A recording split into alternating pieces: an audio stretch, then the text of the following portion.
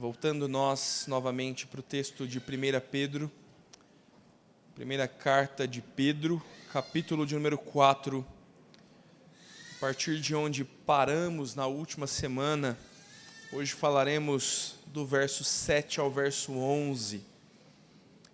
1 Pedro capítulo 4, versos 7 a 11.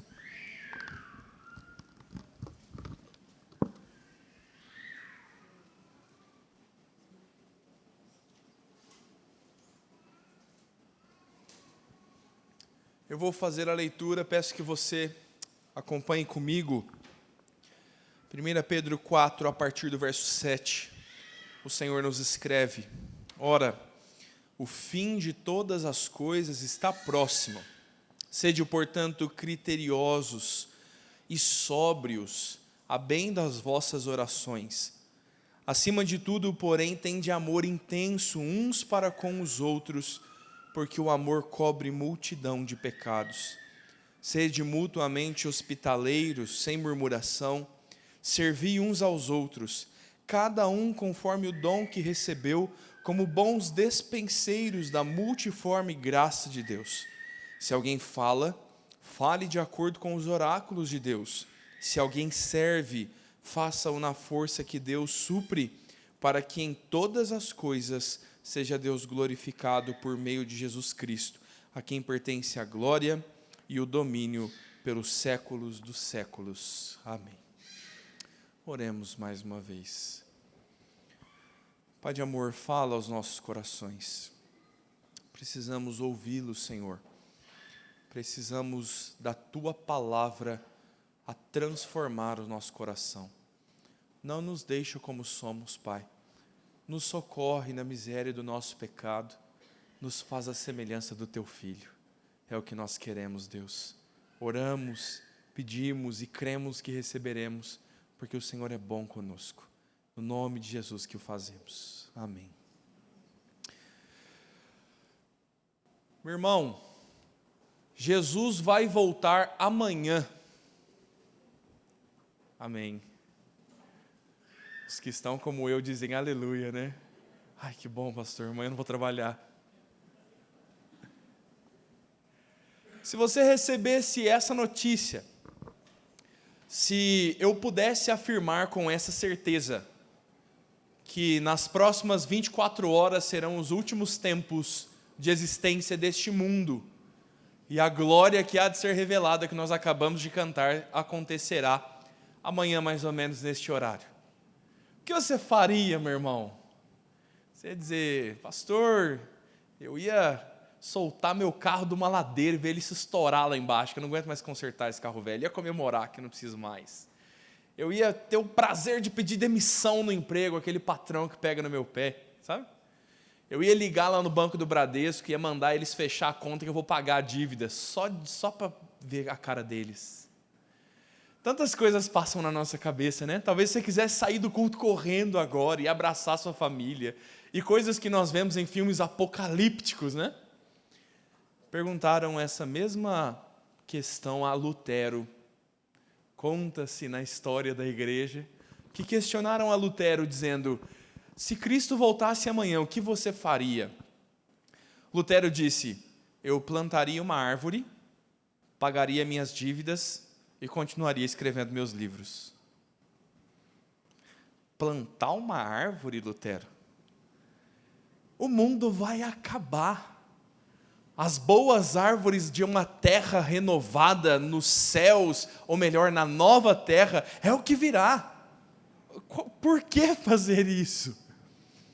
O princípio de Lutero, meu irmão, é o seguinte: ele faz o que está fazendo em temor ao Senhor, tanto hoje como sempre.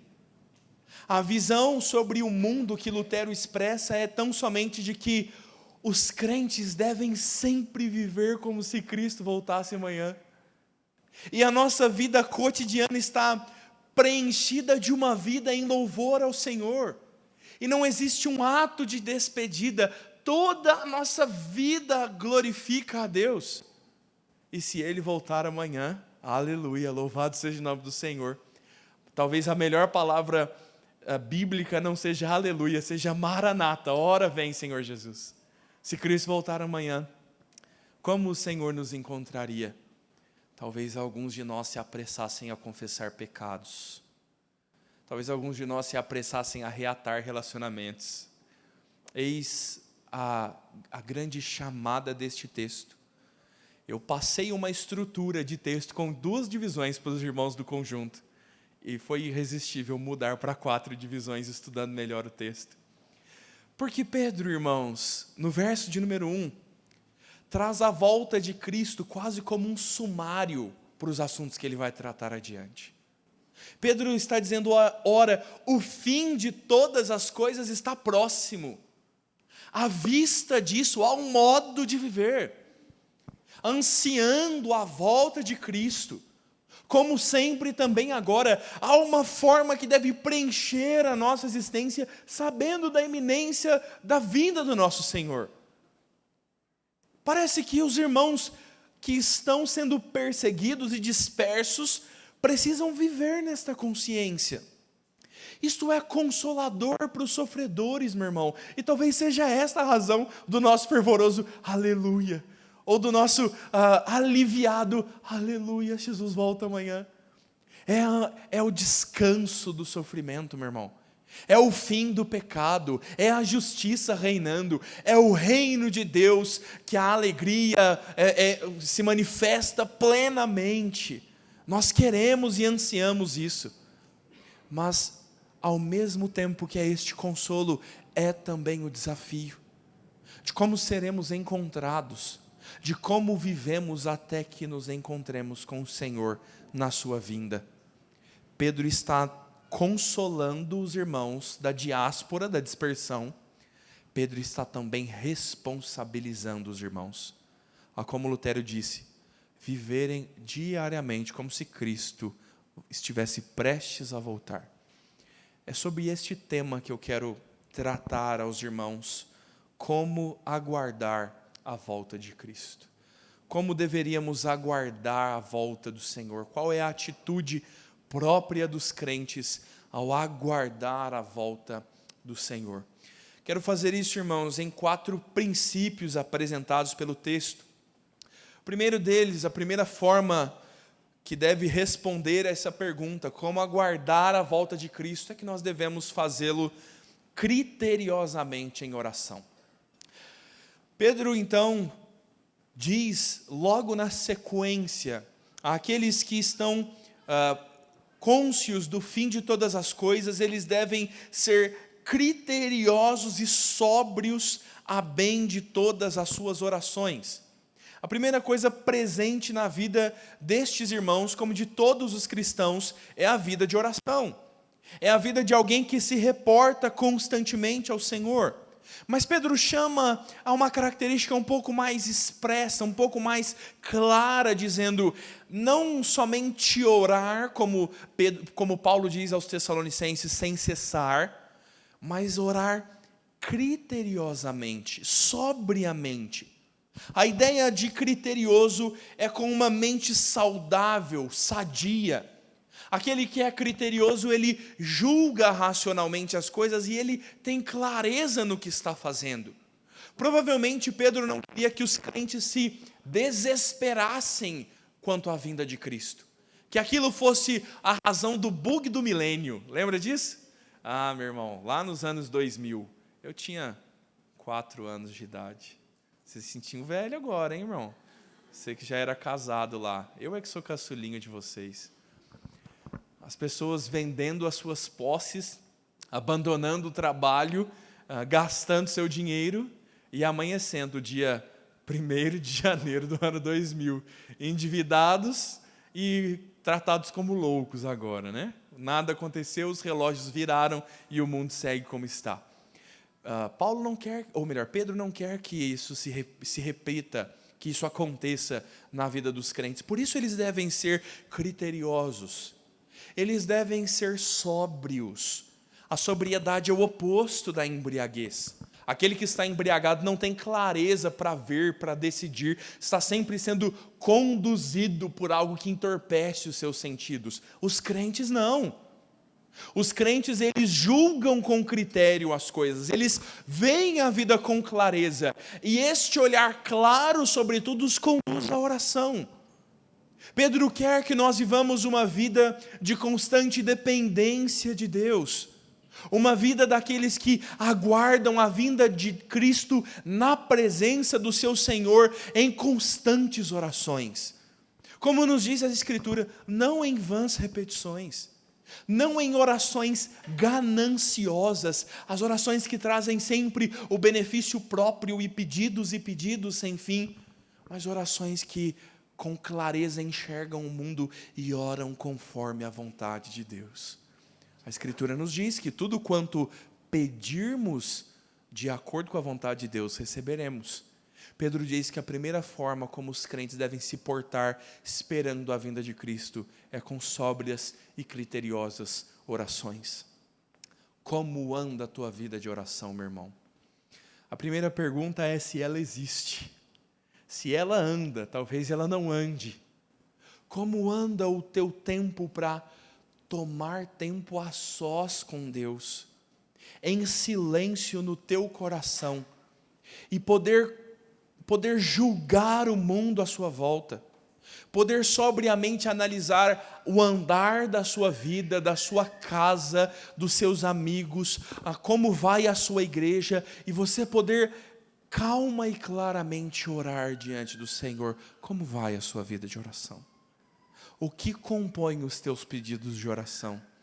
Talvez as nossas listas de orações revelem mais claramente os ídolos do nosso coração do que qualquer outra coisa. Uma pergunta padrão de aconselhamento é: qual é o mundo ideal para você? O que você queria que acontecesse? Isso revela o que nós almejamos. Aquilo que nós sempre pedimos ao Senhor e sempre buscamos, talvez reflita o que o nosso coração realmente quer. E um coração temente e fiel deve querer o Senhor, deve aguardar o Senhor, criteriosa e sobriamente buscar o nosso Deus. Pedro ensina uma segunda coisa importante, meu irmão. Olhando para as orações e essa dependência do Senhor, ele nos conduz agora para a vida plural, para a vida em comunhão e não mais a nossa vida a sós com Deus. Pedro diz que uma segunda forma como os crentes devem aguardar ao Senhor é amorosamente. Os crentes devem amar. A palavra de Deus nos diz que, acima de tudo, nós devemos ter muito amor uns para com os outros, porque o amor encobre multidão de pecados. Se você não vive uma vida de oração com Deus, se você não anda em intimidade com o Senhor e não entende quem é o Deus da Escritura, eu não espero que você entenda sobre esse amor, meu irmão. Mas, como nós lemos no texto um pouco mais cedo, se você ama a Deus, então você deve amar o seu próximo. É nesta mesma linha que Pedro está nos conduzindo, dizendo que nós devemos ter um amor intenso uns para com os outros. Devemos ter muito amor. E esta é a ideia de um amor que é devotado, que é fervoroso e que ele preencha o nosso relacionamento com os nossos irmãos. Um amor que encobre multidão de pecados. Há uma discussão neste texto. Encobrir multidão de pecados é o amor de Deus encobre a multidão dos nossos pecados? Ou quando eu amo meu irmão Arsênio, eu encubro a multidão de pecados dele contra mim? É que vocês conhecem o Arsênio, irmãos? Ele é muito brigão, fica gritando aí na igreja. Como nós entendemos isto? Eu diria que das duas formas, porque a Escritura ensina essas duas coisas. A Bíblia nos diz que com graça e misericórdia Deus nos amou e perdoou os nossos pecados. O amor de Deus cobriu a multidão das nossas transgressões. Se nós começássemos a numerar os nossos pecados, nós não teríamos onde anotá-los até o final da semana. Nós pecamos, irmãos, de fato com grande número. E o amor do Senhor é como uma coberta que pudesse ser puxada e estendida sobre nós. Deus nos cobriu com o seu amor, e o amor de Deus tão profundo foi suficiente para perdoar os nossos pecados. E como nós oramos na oração do Pai Nosso: Pai, perdoa as nossas dívidas, assim como nós perdoamos os nossos devedores. como a nossa multidão foi encoberta, nós podemos encobrir a multidão de pecados daqueles que pecam contra nós. O amor cristão leva ao perdão, meu irmão. O amor cristão leva a uma comunhão que é abnegada, que encobre os erros dos outros, que não leva em conta os pecados cometidos contra nós, mas os perdoa. Gostoso perdoar, né, meu irmão? Gostoso perdoar quando quem lhe ofendeu não te pede desculpas. É tão gostoso, não é? Quando o Edmilson volta para casa com um buquê de flores, né, Maria Helena? Com uma caixa de bombons e diz, meu amor, me perdoe. Talvez essas coisas até amoleçam um pouco mais meu coração. Mas e quando as pessoas me ofendem? Quando alguém me ofendeu duramente e essa pessoa pouco se importa se eu estou ofendido? Nestes pontos a Escritura está nos dizendo, o amor encobre uma multidão de pecados. Talvez você me diga, pastor, mas as pessoas não são dignas do meu perdão, elas não merecem o meu perdão. E eu lhe perguntaria, e você merece o perdão de Cristo? E você é merecedor da graça? Irmãos, nós podemos olhar para o amor e tão abnegado quanto recebemos, nós podemos amar ao próximo. Este amor que é a Deus sobre todas as coisas, é ao próximo como a nós mesmos, é até sobre os nossos inimigos e sobre aqueles que nos perseguem. Entendemos que o amor encobre multidão de pecados, tanto de Deus para nós, quanto de nós para os outros. Parece que Pedro está reverberando a fala de Provérbios, quando ele diz, o ódio provoca conflitos, mas o amor cobre todas as transgressões. É o que nos diz Provérbios 10, 11. Irmãos, se nós não entendermos isso, nós vamos viver constantemente em brigas fúteis. Se isso não fosse um sermão, eu diria que essas brigas são idiotas. Mas como eu estou pregando, eu prefiro usar uma palavra como fúteis.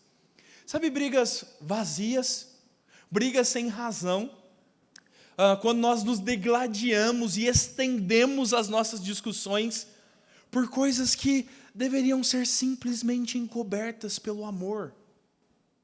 Coisas que não deveriam ser levadas em conta. Irmãos, nós somos tão legalistas, quando a Bíblia deveria simplesmente nos ensinar a perdoar graciosamente. E nós queremos fazer leis, e não interessa se Deus perdoou aquela pessoa, eu não quero perdoar. Não interessa se Deus encobriu os pecados dela, eu não quero encobrir com amor. Quão duro é o nosso coração, meu irmão. E este texto nos aponta a necessidade de vivermos em perdão, como fomos perdoados. Somente assim, meu irmão, nós vamos ver alguma unidade acontecendo. Me mostre um casamento que funciona sem que o amor encubra os erros. Me mostre um relacionamento entre pais e filhos também perdoando seus pais, quando o amor não encobre o erro. Ah, irmãos, se nós fôssemos levados na força da lei, nós seríamos condenados e nós condenaríamos a todos. Estaríamos todos nós felizes, unidos e quentinhos no inferno. É a graça de Cristo que nos liberta. É o amor imerecido do Senhor Jesus que nos alcança, que cobre as multidões dos nossos pecados e agora nos habilita a viver não mais rancorosamente, não mais duramente, mas entendendo que 70 vezes 7 eu posso perdoar ao meu irmão. Pastor, mas posso perdoar e não conviver? Passa lá na minha sala para a gente bater um papo sobre esse assunto. Porque talvez você não tenha perdoado no teu coração. Talvez o seu desejo de não conviver seja realmente o problema de não haver perdoado de fato. Passa lá na minha sala que a gente conversa. Irmãos, nós precisamos entender que o amor encobre uma multidão de pecados. Pedro vai levar isso a um terceiro ensino. Pedro vai nos conduzir ainda a uma prática deste amor. Pensando neste amor que é abnegado, que é dado aos irmãos, que está sobre todas as coisas, como ele diz, ele agora vai aplicar isso a um princípio da vida cristã. E ele diz, curta e brevemente o nosso terceiro ensino, estamos pensando como viver até a volta de Cristo, como o crente vai se portar até que venha o Senhor Jesus. E o terceiro ensino é sendo hospitaleiros. No verso de número 9, Pedro bem clara e sucintamente diz: sejam mutuamente hospitaleiros. Talvez você olhe e pense, tá bom, amar, eu entendi, amar ao próximo, mas hospitalidade? De onde Pedro tirou essa ideia? De onde vem a razão máxima de, do nada, Pedro dizer, sejam hospitaleiros, faz um bolinho com café para o seu vizinho. Você fala, agora não fez sentido. Irmãos, nós precisamos nos valer do contexto bíblico e lembrar quem são os leitores originais. Quem são aqueles primeiros que estão recebendo essa carta? São os crentes, os judeus da diáspora, ou melhor, judeus tão somente pela etnia. São os cristãos convertidos que estão sendo perseguidos pelos judeus e pelo Império Romano. E eles estão fugindo do mundo, abandonando todas as suas coisas. E eles chegam a um lugar sem mala, sem bagagens, sem a roupa do corpo, sem sustento. Eles precisam de um socorro. Quem socorrerá cristãos perdidos pelo mundo procurando abrigo? Os seus próprios irmãos. Os próprios crentes da mesma fé é que abrirão as portas da casa para receber os seus irmãos. Talvez alguém chegasse lá com a família, com crianças, em necessidades, precisando de socorro e de abrigo. E Pedro está dizendo, sejam hospitaleiros, porque há muitos dentre vós sofrendo, sendo perseguidos pela causa do Evangelho. Abram as portas das vossas casas. A necessidade da hospitalidade. E Pedro vai dizer ainda com uma característica muito importante, meu irmão. Pedro vai dizer, sede mutuamente hospitaleiros, para que a gente se livre dos aproveitadores. Ou talvez poderíamos chamá-los de folgados. Que Deus nos livre dos folgados. Eu poderia muito bem, meu irmão, passar essa semana, o próximo mês, almoçando na casa de cada um. Quem vai negar um prato de macarronada para o pastor? De segunda a quinta eu vou na Maria Helena, de terça a domingo eu vou lá na Roseli, na semana seguinte eu vou no Jorge. Aí o Jorge fala assim, não, sabe o que é, pastor? É que eu vou estar viajando no meu trabalho. Eu falo, não, Jorge, mas pode deixar a marmitinha lá naquele restaurante. A Escritura não está aprovando os folgados, meu irmão. A Escritura está dizendo que os crentes mutuamente se ajudam. Eles amam uns aos outros. Eles hospedam uns aos outros. Adiante eles servem uns aos outros. É uma via de mão dupla. Aqueles que vivem recebendo e nunca querem dar, o apóstolo Paulo os adverte dizendo, aquele que não quer trabalhar, que também não coma. Portanto, nós entendemos que os folgados não têm espaço no reino de Deus. Mas, meu irmão, ser hospitaleiro deve dar um tanto de trabalho. Eu recebi poucas pessoas em casa, nós somos casados só há 2 anos. Lá na República do Seminário era meio complicado dizer assim, ô meu irmão, você dorme na minha cama, eu durmo no chão. Éramos solteiros lá, não tinham o que oferecer mesmo. Vejo que a primeira igreja tem hospitalidade como marca, porque eu já fui este folgado no passado, irmãos. Não tão folgado assim, mas sempre que vinha para a igreja aos fins de semana, dormia na casa dos irmãos, e só eu sei o quanto dava trabalho.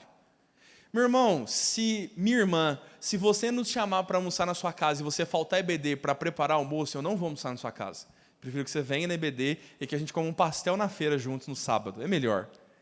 Porque a hospitalidade dá trabalho. É trabalhoso, você tem que parar a sua rotina, você tem que preparar uma parte da sua casa para alguém que vai passar a noite ali, você tem que atender uma necessidade, essa pessoa não tem carro, você vai ter que levá-la num hospital se o filho passa mal, você vai ter que fazer uma comidinha diferente, porque o pastor não come joelho de porco, nem você, meu irmão. Alguns gostam, né, de um joelhinho de porco. Hospitalidade dá trabalho, meu irmão. Por isso Pedro diz, sede mutuamente hospitaleiros, sem murmuração. A hospitalidade não deve ser um fardo para os crentes. Por quê?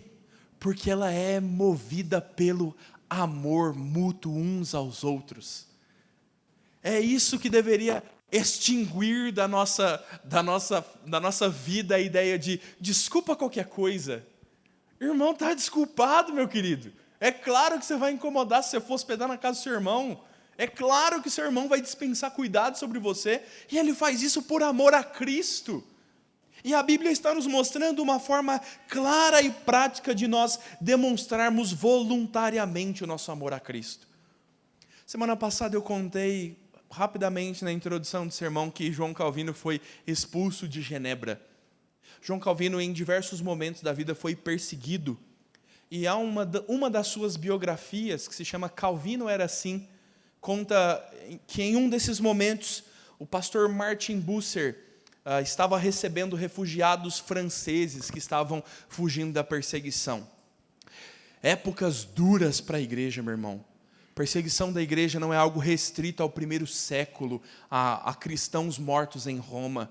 A Contra-Reforma trouxe uma terrível perseguição sobre os crentes. Ou pesquise sobre a noite de São Bartolomeu na sua casa. Pesquise sobre os huguenotes e o que aconteceu em cenas como essas, sangrentas, onde irmãos e irmãs morreram tão somente pela fé no Evangelho. Martin Bucer começa a receber essas pessoas. A biografia de Calvino diz que, por algum tempo, Calvino morou na casa de Martin Bucer. Calvino se ajuntava em uma casa que era perto da igreja, uma igreja um tanto simples, antes católica, e que havia sido tiradas as imagens e os altares para então ser uma igreja reformada, uma igreja temente ao Senhor. E a escritura do livro. O livro conta que Calvino não era a única pessoa que morava com Martin Bucer, mas muitos eram os que se aqueciam na lareira daquele irmão. Muitos eram os refugiados da perseguição, os viajantes que não tinham onde passar e comiam à mesa e se esquentavam à beira da sua lareira. Além dos hóspedes constantes, Martin Bucer tinha 6 filhos e a esposa dele, Elizabeth, era alguém tão hospitaleira ou mais do que ele mesmo. E a casa de Martin Bucer era conhecida como a hospedaria da retidão. Como se referem aos nossos lares? Quão gracioso seria dizer que nós amamos tanto aos nossos irmãos, que nós abrimos as portas da nossa casa para recebê-los e podemos tê-los como a hospedaria da retidão, ser conhecidos assim. A Escritura, irmãos, nos diz que isso traz bênção sobre nós mesmos.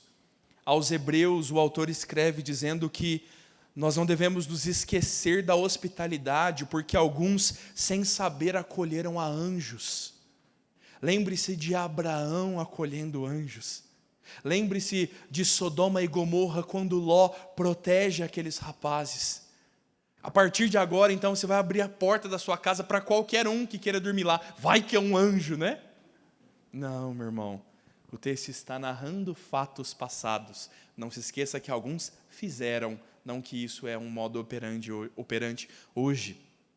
Mas lembre-se também, meu querido, que o Senhor Jesus diz que os benditos do reino que entram são aqueles que atendem a quem teve fome e lhe deram de comer, a quem teve sede e lhe deram de beber, e sendo forasteiro, ele foi amparado, estando nu foi vestido.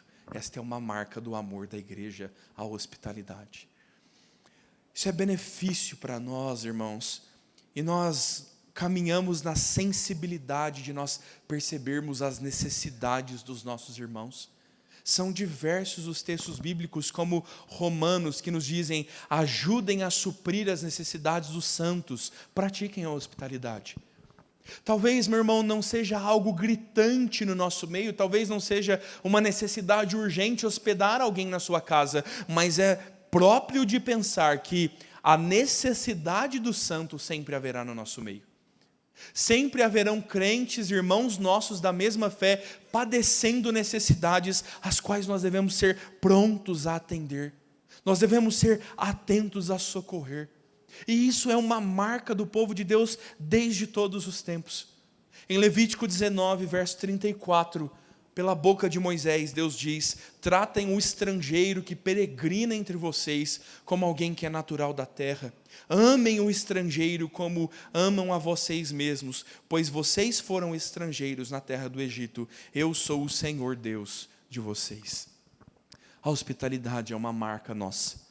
E talvez, se não por receber alguém na sua casa e não fazer uma refeição necessariamente, por ser você um acolhedor, por ser você alguém que tem ombros e ouvidos aos necessitados, por ser você alguém que percebe um crente um pouco mais solitário, alguém que não tem a sua família convertida, alguém que mora distante dos seus familiares, e poder ser você a família de Cristo e hospitaleiramente recebê-los.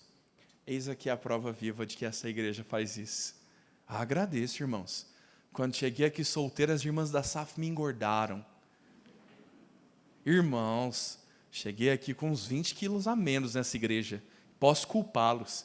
Eu filava lasanha na casa dos irmãos aos domingos. Mas havia sempre o zelo de que eu não passasse datas comemorativas sozinhos. Que no meu aniversário alguém tivesse comigo lá para cantar um parabéns. E eu usurpei os aniversários da Carla, lá na casa do Paulo, muitas vezes. Marcas da igreja que devem ser perpetuadas. Irmãos que estão chegando à nossa igreja, sejam assim, como os antigos têm sido, que a igreja de Cristo seja reconhecida fiel, amando aos irmãos pela hospitalidade. Por fim, irmãos, o quarto e último ensino do texto, pensando sobre como devemos viver aguardando a volta de Cristo. Pedro nos diz que nós devemos fazer isso servindo uns aos outros. Entendendo as nossas orações constantes, o nosso amor que encobre pecados, a hospitalidade com que acolhemos aos nossos irmãos e entendendo agora o serviço que é manifesto uns aos outros. Sobre este tema, Pedro gasta um pouco mais de tempo. Ele fala tanto no verso 10 quanto no verso 11 para expor a forma como os irmãos deveriam servir ao Senhor. E ele diz então no verso 10, servi uns aos outros, cada um conforme o dom que recebeu. Lembre-se então, o serviço é uns aos outros, sempre, em todo o tempo. Não há no corpo de Cristo em nenhum lugar alguém que seja tão somente servido. Todos os crentes recebem do Senhor um dom e com este servem uns aos outros. Ninguém está isento. O dom é um presente, é isso que significa o termo grego, a palavra, a ideia de um dom, é um presente. Deus distribuiu presentes aos homens. Romanos 12,6 diz que nós temos diferentes dons segundo a graça que nos foi dada. Tanto em Romanos quanto aqui em Pedro, a ideia é: recebemos o dom, a graça nos foi dada, dons vêm da parte de Deus. O reverendo Augusto Nicodemos prega este texto, muito melhor do que eu, né? Vai lá ouvir nessa devocional essa semana. E o reverendo Augusto cita algo curioso. Ele diz que muitas vezes os crentes querem orar a Deus e pedir novos dons. E as pessoas às vezes ficam preocupadas, dizendo: pastor, eu queria aquele dom, é errado eu buscar aquele dom? E aí o reverendo Augusto faz a piada dizendo que os irmãos sempre querem assim, dom de ensino, dom para cantar, as habilidades para cantar, querem sempre dons assim, um pouco mais extravagantes. Nenhum ora por dom de socorro, para que seu telefone toque de madrugada e socorrer o seu irmão. O reverendo Augusto Nicodemos disse que nunca viu ninguém orar pedindo dom de liberalidade, para doar com generosidade. Os irmãos não costumam orar dizendo: Senhor, me faz alguém mais generoso para doar aos irmãos necessitados. Irmãos, entendamos que os dons vêm do Senhor. E é o Senhor quem nos capacita, quem nos faz como somos, e a cada um de nós de forma diferente. E é justamente esta a beleza do que o texto está nos expondo. O servir uns aos outros com os dons que recebemos é como se fôssemos encarregados, responsáveis de manifestar, administrar a multiforme graça de Deus. Os dons não podem ser iguais. Os dons não serão iguais. A graça de Deus toma muitas formas diferentes. E cada um deve administrar os dons que recebeu. A ideia própria do texto é justamente esta. A nossa tradução diz que nós devemos ser despenseiros desta graça. A ideia é sermos administradores, serem pessoas que usam, que ministram no tempo e na forma correta os presentes que receberam do Senhor. Nós partilhamos essas coisas. Talvez a forma mais clara de entendermos seja o princípio de mordomia. O mordomo não é dono das coisas do seu senhor. Ele usufrui de muitas delas. O mordomo vive na grande mansão, ele come da mesa do seu patrão, ele tem muitos dons e ele tem autoridade para governar a casa muitas vezes. Mas ele não é dono dessas posses. Irmãos, nós não somos donos de nós mesmos. Nós não pertencemos, ou melhor, os nossos dons não pertencem a nós como se usássemos para nós mesmos. Nós administramos o que Deus nos deu. Nós, com boa mordomia, tratamos aquilo que Deus nos deu. Por isso Paulo escreve aos Coríntios, na primeira carta, capítulo 4, verso 1, dizendo: assim importa que os homens se considerem como ministros de Cristo e despenseiros dos mistérios de Deus, trabalhando e ofertando a outros os nossos serviços nos dons e talentos que temos. E esta é a multiforme graça do Senhor. Ela toma diversas formas. E talvez seja tão difícil para nós entender a multiforme graça, porque nós somos católicos. Nós continuamos muitas vezes em uma teologia furada, quando nós estamos sempre separando as coisas que são sagradas e de Deus e as coisas que são seculares e do mundo. Há os meus dons usados para Deus e há os meus talentos usados para o mundo. E como bom mordomo de Deus, você é o que é, meu irmão. E onde quer que esteja, você precisa servir ao Senhor com aquilo que está nas suas mãos. A graça do Senhor é manifesta em todo o tempo, em todas as coisas. Não existem dons que são espirituais e outros que são comuns. Tudo é espiritual. Varrer o chão é espiritual. Cuidar dos teus filhos é uma ação espiritual perante Deus. Estudar no teu colégio, ser um aluno aplicado, tirar as melhores notas que você puder, não copiar as tarefas do seu colega, isso é um ato espiritual de culto ao Senhor. E é assim que se manifesta a multiforme graça de Deus. Deus dotou alguns irmãos de profundo conhecimento matemático.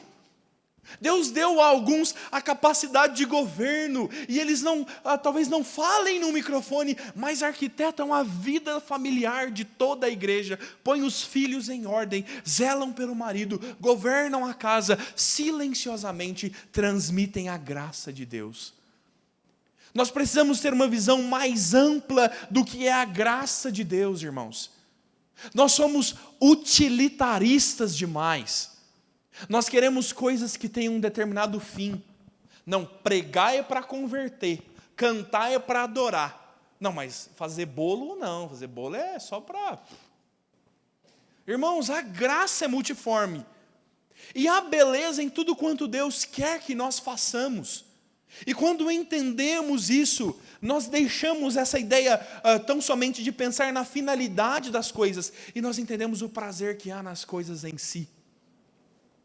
Deixa eu pôr saudade no teu coração. Lembra do nosso último acampamento? Lá em Guararema?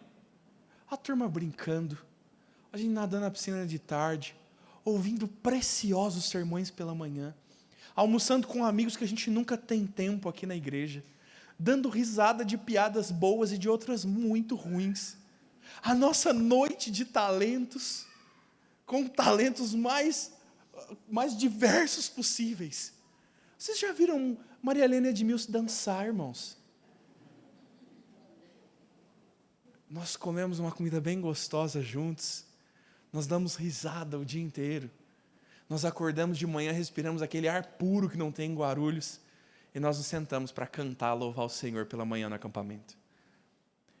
Você consegue perceber a graça de Deus nisso? A graça de Deus nos irmãos que foram lá preparar o lugar, nos irmãos com um precioso dom de governo que ligaram, que reservaram, que recolheram as verbas, que fizeram as compras. Os irmãos que estavam lá ajudando a limpar, ajudando com as crianças. Os irmãos que estavam lá fazendo piadas boas e saudáveis para a gente se alegrar no Senhor. Tudo isso é graça de Deus, meu irmão. E no corpo dos dons, nesta graça que é multiforme, nós nos contentamos e nos alegramos, porque é bom. E o que Deus fez é bom. E nós glorificamos tanto a Deus quando ouvimos o reverendo Abdias falar sobre a feira de ídolos do lar. E nós glorificamos tanto a Deus quando a gente estava lá batendo uma bola e rindo de quem é perna de pau como eu. E a multiforme graça do Senhor. E nós vamos nos aprofundando nessa comunhão que se torna cada vez mais prazerosa. Irmãos, se nós olharmos para a mordomia e para o serviço dos dons tão somente de forma utilitarista, a igreja vira um fardo. A igreja vira o lugar de fazer coisas. A igreja é um corpo para se participar e se viver. A igreja não é um lugar de fazer tarefas, irmão. A igreja é um lugar para se viver, servindo uns aos outros na multiforme graça do Senhor. Pedro nos diz que estes dons e talentos, nós poderíamos quase separá-los em dois grandes blocos. Ele nos diz no verso 11, se alguém fale de acordo com os oráculos de Deus. Se alguém serve, faça-o na força que Deus lhe dá. Os dons são muitos e são quase que inumeráveis. Serviço, misericórdia, socorro, ensino, dom de profecia, dom de... enfim, está me faltando a memória. Os dons são muitos, meu irmão. E Pedro parece resumi-los em dois grandes blocos, ensino e serviço. E nós podemos entender como os outros dons participam dentro desses blocos. Ele diz àqueles que se esmeram no falar, irmãos que trazem nos seus dons a boa palavra de aconselhamento, irmãos que sabem exortar uns aos outros, irmãos que têm boa capacidade para ensinar o evangelho, discipulando no dia a dia, comunicando graça aos que estão próximos. Pedro está dizendo, àqueles que têm nos seus dons a fala, o ensino, façam de acordo com os oráculos de Deus. Um oráculo é uma palavra, um oráculo é um ensino. Então nós que trabalhamos no ensino, façamos de acordo com os oráculos de Deus. Ensine com fidelidade, com base naquilo que Deus ensinou. Não vá além da palavra, meu irmão. Não dê conselhos que a Bíblia não dá. Ande na Escritura, ensine a Escritura, encha o teu coração da Escritura para que no abrir da boca, a tua boca fale do que o teu coração está cheio. Que a Escritura seja aquilo que preenche os lábios dos irmãos que servirão uns aos outros no ensino. Meu irmão, como você não deve ir além da palavra, não fique aquém da palavra. A Bíblia é profunda demais para nós vivermos citando versículos. A Bíblia é profunda demais para nós sempre visitarmos textos repetidos e nunca conhecermos o que há ali revelado pelo Senhor a nós. Mergulhe na Escritura, conheça a fundo para que você fale conforme os oráculos de Deus. Aqueles que servem, façam na força que Deus dá. Meu irmão, Deus te dá força que você não tem. Talvez tantos se sintam desanimados, abatidos, cansados até fisicamente por se desgastarem em outras coisas e deixarem o serviço aos crentes de lado. Cuidado, meu irmão. Mas nos servir ao Senhor, nos servir uns aos outros, é Deus quem dá a força. Aos irmãos que estão socorrendo os necessitados. Como é duro, meu irmão, ter dom de misericórdia. Veja os irmãos sofrerem com dons de misericórdia, por se compadecerem constantemente daqueles que estão em profundas angústias e sofrimentos. Meu irmão, no servir aos irmãos, viva no que Pedro está dizendo, na força que Deus dá, o Senhor há de fortalecê-lo. O Senhor há de fortalecê-lo para servir os teus irmãos. Busque força no Senhor, porque você não tem. E esta é uma implicação clara do texto ainda. Quando Pedro está nos dizendo, se vivemos, se servimos na força que Deus dá, onde Deus não nos dá forças para fazer, nós não servimos. Deus não quer que você resolva os problemas de todos. Deus não quer que você seja o grande Messias da sua casa. Deus não quer que você cesse os sofrimentos do mundo e que através do seu serviço ninguém mais viva em agonias, em sofrimentos. Sempre, meu irmão, sempre haverá mais serviço. Lembre-se de Marta e Maria. Quando o Senhor diz que Marta, Marta, Maria escolheu a boa parte e essa não lhe será tirada. Saiba frear o teu serviço. Servir a Deus quando Deus lhe chama a servir e não servir aos irmãos quando Deus não está dando forças para isso. Há situações que claramente estão fora do teu controle. Há circunstâncias que você claramente nada pode fazer. E talvez seu coração se angustie porque você gosta de servir aos irmãos e você não pode. Meu irmão, você é mordomo. O dono da obra é outro, e quem há de providenciar o que é necessário para a sua própria obra é o Senhor. Confia em Deus quando você não puder fazer aquilo que pensa ser necessário. Irmãos, quero repetir a ideia. Se alguns fazem demais, outros fazem de menos. Todo o corpo de Cristo é chamado ao serviço. Onde você está? Eu não estou te chamando para cantar no conjunto. Eu não estou te chamando para se tornar diácono da igreja. Mas que você olhe o teu coração, ore diante de Deus e considere quais são os dons que Deus lhe deu e quanto você tem servido ao Senhor com eles. Não seja negligente, meu irmão. Porque o Senhor Jesus nos conta uma parábola dizendo que um senhor confiou bens aos seus mordomos. E alguns deles foram fiéis com os bens confiados, outros se sentiram donos das posses e passaram a espancar os servos como se fossem proprietários. E o dono volta, e o dono recompensa aos servos bons e fiéis, e ele vai punir aos servos maus. Esta é a parábola que nos ilustra o que estamos falando desde o princípio, como você vai ser encontrado quando Cristo voltar. Como você deve viver na iminência da volta do Senhor Jesus. Quais são os seus dons? Sirva ao Senhor com eles, meu irmão. Por fim, Pedro encerra o texto dizendo que para que em todas essas coisas, os dons, o amor, a oração, a hospitalidade, é para que em todas essas coisas, Deus seja glorificado por meio de Jesus Cristo, a quem pertence a glória e o domínio para todos sempre. Irmãos, podemos dizer um pouco mais assertivamente que essas coisas são para a glória de Deus. Parece que nós perdemos o sentido dessa frase, meu irmão, infelizmente. Dizemos sempre e tudo que é para a glória de Deus. Quão intencionalmente entendemos isso? Quão claramente você pensa que fazer pão de queijo para o seu vizinho é para a glória do Senhor? O Alexandre e a Cacá, missionários que estão no Panamá, tiveram aqui na nossa igreja e nos contaram do seu pão de queijo missionário. É como eles pregavam o evangelho aos seus vizinhos. Mineiros, né? Nós sabemos que aqui é bom, rapaz. Faz um cuscuz paulista. Como, meu irmão, os teus dons e os teus talentos estão rendendo glória a Deus? Pense nisso. A sua vida como um todo é feita para glorificar ao Senhor. Onde você está se desgastando, meu irmão? Onde você está investindo o teu tempo, o teu esforço? Quais são os seus planos e quanto a glória de Deus está contemplada neles? Esqueça essa ideia de que glória de Deus é coisa de igreja. Glória de Deus é amanhã de manhã. É o café que você vai passar. É a forma como você vai dirigir o teu trabalho. É a misericórdia que você vai ter com o novato da empresa. É o cuidado de atender as suas netas e ser a melhor avó possível.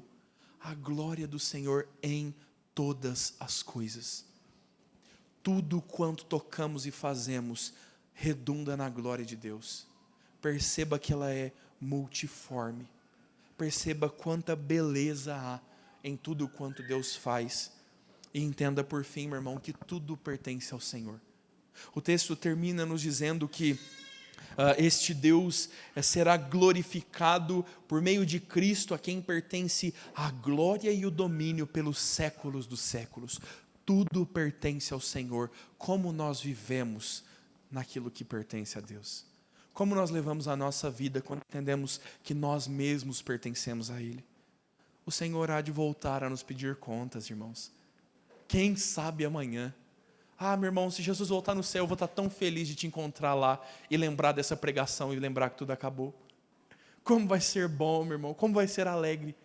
Mas quanto devemos viver esforçadamente, piedosamente, à medida do Senhor Jesus, entendendo que tudo pertence a Deus. Seja um bom mordomo de Cristo.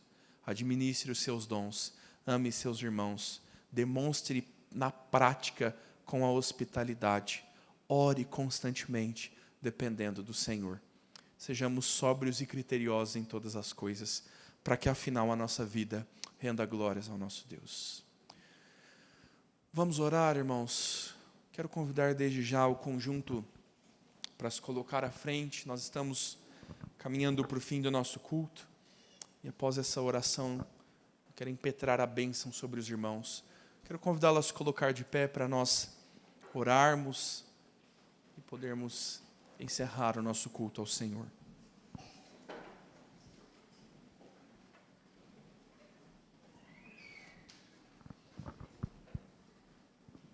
Oremos, irmãos. Deus bondoso, nós queremos te dar graças, Pai, pela noite tão boa que tivemos diante de Ti. Como é bom para nós, Deus, estar com os nossos irmãos.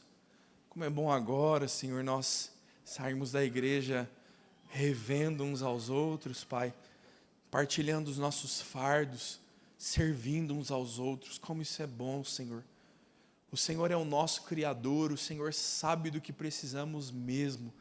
E o Senhor nos designou uma igreja, um corpo, porque o Senhor sabe que precisamos dele, Pai. Senhor, fala aos irmãos que ainda não entenderam isso, Pai. Aqueles que nos ouvem em casa e que não estão no corpo da igreja por opção, Pai. Traga-os, Senhor. Traga-os, Deus, para o convívio dos irmãos, para o cuidado mútuo, para que eles possam exercer os seus dons e também receber do Senhor, Pai, por meio dos irmãos. Oramos, Deus, para que o Senhor fortaleça cada vez mais a nossa igreja, que o Senhor nos desperte a amar uns aos outros, a de fato abrir as nossas portas e receber uns aos outros, a sermos sempre fiéis e entendermos que cada ato nosso glorifica ao Senhor, Pai. Mostra, Deus, aos irmãos que ainda não percebem os seus dons. Tantos são, Deus, os que ainda têm dúvidas, que não têm clareza ainda em qual o melhor lugar para servir ao Senhor. Mostra-nos, Pai, para que todos nós estejamos prontos a servir ao Senhor, estejamos conscientes e intencionalmente dispostos a servir ao Senhor, Pai.